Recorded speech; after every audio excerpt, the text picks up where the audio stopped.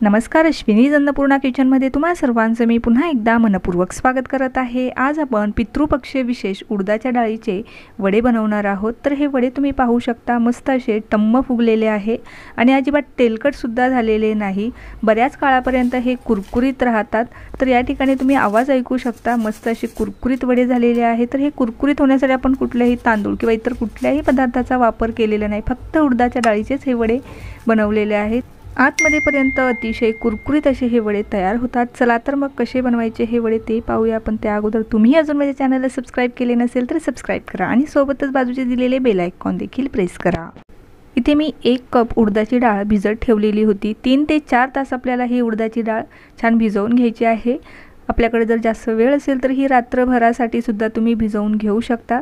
त्यानंतर आपल्याला ही पूर्णपणे स्वच्छ धुवून घ्यायची आहे आणि त्यानंतर ही आपण एका चाळणीवर निथळत ठेवायची आहे। साधारणतः 5 ते 10 मिनिटं चाळणीवर निथळत ठेवायची आहे। तर या पद्धतीने आपल्याला चाळणीवर निथळून घ्यायची आहे। त्यातलं पूर्णपणे पाणी जे आहे हे काढून टाकायचं आहे आणि त्यानंतर मिक्सरमध्ये वाटून घ्यायची आहे। तर मिक्सरच्या भांड्यामध्ये आपल्याला आता थोडी थोडी करून ही डाळ टाकून आणि वाटून घ्यायची आहे। ही डाळ दळत असताना आपल्याला पाण्याचा जो वापर आहे हा कमीत कमी करायचा आहे। कमीत कमी पाणी वापरून ही डाळ आपल्याला दळून घ्यायची आहे। तर सर्व डाळ मी मिक्सरच्या भांड्यामध्ये टाकून घेतलेली आहे। त्यानंतर आपल्याला यामध्ये घालायचे आहे 3 ते 4 हिरव्या मिरच्या। तिखटाचं जे प्रमाण आहे आपण आवडीनुसार कमी किंवा जास्त ठेवू शकतो। त्यानंतर आपल्याला इथे 7 ते 8 इथं लसणाच्या कळ्या टाकून घेऊया, 1 इंच आलं टाकून घेऊया आणि झाकण लावून आपण आता हे दळून घेऊया। आवश्यकता वाटली तरच आपल्याला यामध्ये पाणी ॲड करायचं आहे, अन्यथा तर हे पहा अशा पद्धतीने ही जी डाळ आहे आपल्याला ही वाटून घ्यायची आहे। तर ही दळत असताना मी पाण्याचा अजिबात जास्त वापर केलेला नाही, अगदी कमीत कमी पाणी वापरून ही डाळ आपल्याला अशा पद्धतीने तयार करून घ्यायचं आहे। अगदी बारीक मिश्रण आपल्याला डाळीचं तयार करून घ्यायचं आहे। आता ह्यामध्ये बाकीचे राहिलेले साहित्य टाकून घेऊया।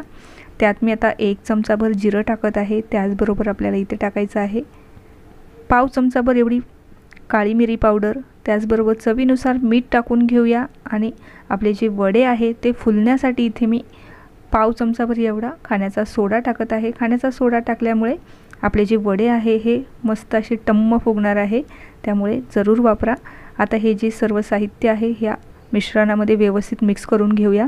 एकदम हे जे डाळीचं मिश्रण आहे आपल्याला हे एकाच डायरेक्शनने छान असं फेटून घ्यायचं आहे। साधारणतः 3 ते 4 मिनिटं हे मिश्रण आपल्याला अशाच पद्धतीने फेटून घ्यायचं आहे। त्यामुळे आपले जे वडे आहे हे अतिशय खुसखुशीत आणि टम्म फुगणार आहे। त्यामुळे ही स्टेप आपल्याला मिस करायची नाही, त्यामध्ये जी काही एअर असेल ती सुद्धा पूर्णपणे निघून जाईल। तर आपलं जे पीठ आहे हे आपलं हलकं सुद्धा होणार आहे। तर आपलं जे पीठ आहे ते छान असं व्यवस्थित आता फेटून तयार झालेलं आहे, तुम्ही पाहू शकता, आणि हलकं सुद्धा झालेलं आहे। आता आपण लगेचच वडे तळायला घेऊया। तर त्यासाठी आता इथे मी पाणी घेतलेलं आहे, पाण्यामध्ये हात बुडवून घ्यायचा आहे, म्हणजे जे पीठ आहे वडे बनवताना हाताला चिकटणार नाही। तर या ठिकाणी बरेच जण चाळणीचा वापर करतात किंवा पळीचा वापर करतात। जर तुम्हाला हातावर वडे बनवायला जमत नसेल तर तुम्ही चाळणी किंवा पळीचा सुद्धा वापर करू शकता, परंतु मी हे दोन्हीही वापरणार नाही। अशा पद्धतीने मी हातावरती छान गोळा तयार करून घेतलेला आहे आणि अंगठ्याच्या मदतीने आपल्याला होल तयार करून घ्यायचं आहे। आता आपलं वडा जो आहे तेलामध्ये टाकून घेऊया। तेलाचं जे टेम्परेचर आहे आपल्याला जास्त कडकडीत ठेवायचं नाही, मीडियम गरम करून घ्यायचं आहे तेल, आणि गॅस आपल्याला मंद ठेवायचे आहे। मंद गॅसवरती कुरकुरीत होईपर्यंत आपल्याला हे वडे तळून घ्यायचे आहे। आता जितके बसतील तितके आपल्याला या तेलामध्ये वडे टाकून घ्यायचे आहे, जास्तही टाकायचं नाही, नाहीतर तेलाचं टेम्परेचर कमी होऊन आपले जे वडे आहे हे तेलामध्ये व्यवस्थित तळले जाणार नाही। म्हणून जितके बसतील तितकेच आपल्याला हे वडे तेलामध्ये टाकायचे आहे आणि मंद गॅसवरती आपल्याला सोनेरी रंगावर येईपर्यंत छान असे हे तळून घ्यायचे आहे। तर मी कृतीमध्ये दाखवत आहे, तुम्ही अशा पद्धतीने हे वडे तयार करून घेऊ शकता। मधल्या बोटाच्या किंवा अंगठ्याच्या मदतीने याला होल पाडून घ्यायचा आहे। तर या ठिकाणी तुम्ही पाहू शकता मस्त असा जो वडा आहे हा टम्म फुगलेला आहे। फक्त उडदाच्या डाळीचे हे वडे आहे, हे बनवण्यासाठी आपण तांदळाचं पीठ किंवा रवा किंवा इतर कुठलाही पदार्थ वापरलेला नाही, तरीही आपले जे वडे आहे हे बऱ्याच काळापर्यंत कुरकुरीत राहणार आहे। मस्त असे टम्म फुगलेले आहे, तुम्ही पाहू शकता। आणि आपल्याला हे जे वडे आहे तळताना मंद गॅसवरतीच तळायचे आहे, म्हणजे आतमध्येपर्यंत ते छान व्यवस्थित तळले जातात। हाय फ्लेमवरती तळले तर वरतून त्यांचा जो रंग आहे तो लगेच बदलेल आणि आतमध्ये हे जे वडे आहे हे कच्चे राहतील। त्यासाठी ही काळजी आपल्याला घ्यायची आहे की हे वडे तळत असताना थोडंसं पेशन्स ठेवून तळावे लागणार आहे, म्हणजे मीडियम गॅसवरती आपल्याला हे वडे छान असे तळून घ्यायचे आहे। तर आपले जे वडे आहे हे तळून रेडी झालेले आहे। मस्त असा सोनेरी रंग आपल्या वड्यांना आलेला आहे, तुम्ही पाहू शकता। अजिबात तेलकटसुद्धा झालेले नाही, अजिबात तेलसुद्धा ओढलेलं नाही। चला तर हे वडे आता आपण काढून घेऊया आणि बाकीचे राहिलेले वडेसुद्धा अशाच पद्धतीने आपण आता तळून घेऊया। हे वडे बनवण्यासाठी आपल्याला पीठ फर्मेंट करायची सुद्धा गरज नाही, तरीही आपले वडे अतिशय टम्म फुगतात, मस्त असे होतात। तर अशाच पद्धतीने बाकीचे राहिलेले जे वडे आहेत ते आपण तळून घेऊया। तेल जे आहे हे पुन्हा एकदा आपल्याला हलकंसं गरम करून घ्यायचं आहे, कारण अगोदर आपण वडे काढलेले असताना तेलाचं टेम्परेचर आहे हे थोडंसं कमी होतं, त्यासाठी आपल्याला तेल जे आहे थोडंसं गरम करून घ्यायचं आहे आणि त्यानंतरच आपल्याला यामध्ये वडे सोडायचे आहे।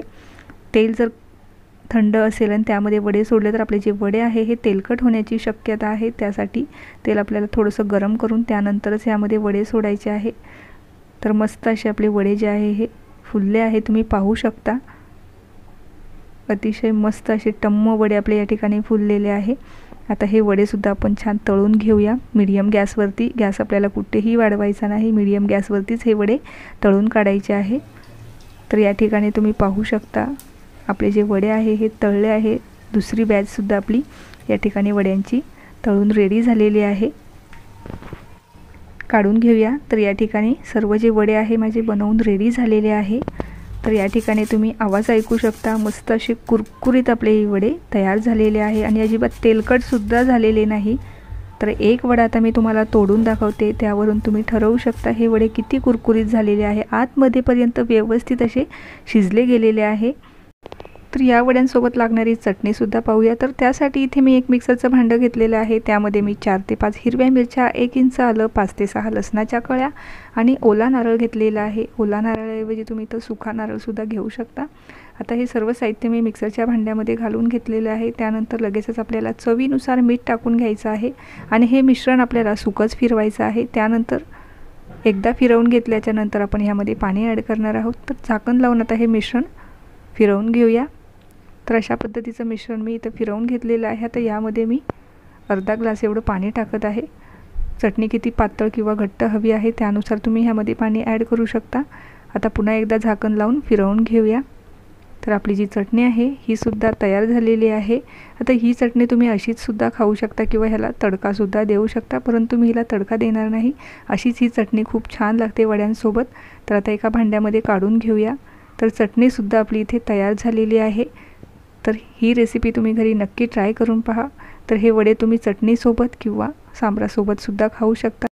पितृपक्षामध्ये ह्या वड्यांना विशेष मान असतो, त्यामुळे हे केले जातात। इतर दिवशीसुद्धा तुम्ही हे वडे बनवून खाऊ शकता, मस्त असे कुरकुरीत बनतात।